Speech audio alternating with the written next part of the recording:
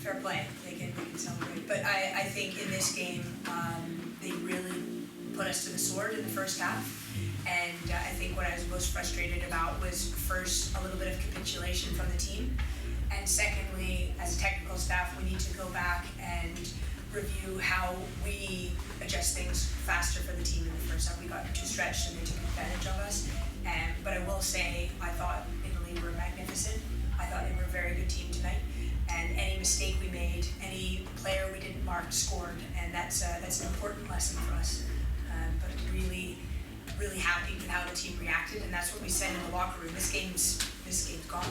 So we can either just show up in front of our own fans and just sort of go through the motions, or we can start this game again and make sure that we're putting out a team that's ready to fight for everything. And so their reaction in the second half with adjustments, I think is more indicative of this Welsh side than the first half. Do you feel everything negative, and you use the word capitulation though, something like that seems to me not an easy fix, but a fix?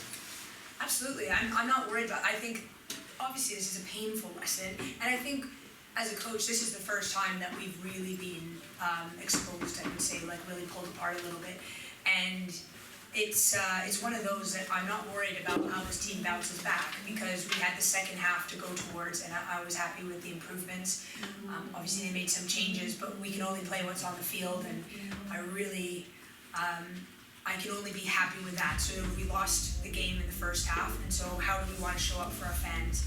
And obviously it's a 4-1 loss, it's a painful one, but I was a lot happier with the second half performance. In terms of sort of, I suppose, momentum, confidence, what happens between what goes on in the dressing room there, on the coach back to the hotel, and when you get together as a squad? How do you rectify the psychological damage that may or may not have been done? There's no psychological damage. There really isn't. I think we've had a lot go our way, and I'm not naive, and neither are you. But there's been a few games that have been edgy in the first little bit. We've got away with things, and then we've managed to get a foothold in the game. This team punished us for every mistake, and that's something that we talk about as a team. We've got to react faster. We've got to fix lines, and that is, when I say team, I don't just mean the players, I mean technical staff. I think this is a big lesson for us.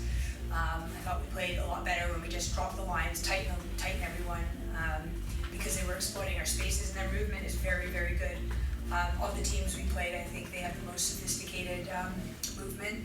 I think the coach did a great job. I'm really impressed with Italy, and I'm sure they're going to make some waves in the Euros. This is the final one for me, because I know that people want to ask questions.